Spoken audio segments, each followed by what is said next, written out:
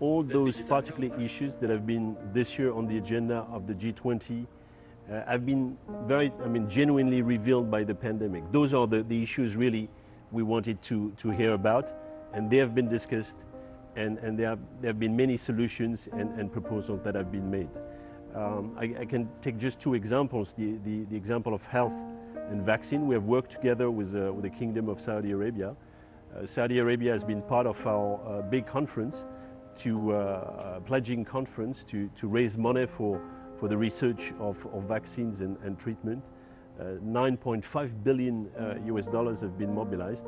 On the issue of energy, which was a very important issue for Saudi Arabia, after all the work that His Royal Highness, for example, Minister of Energy, had done to stabilize the energy market, it was a very important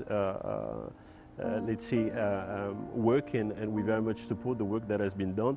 We have been able also in the context of the G20 to discuss about energy access, about carbon circular economy, also issues that we as Europe are very much care about, like climate change. So I think on many different topics, the outcome has been really tremendous.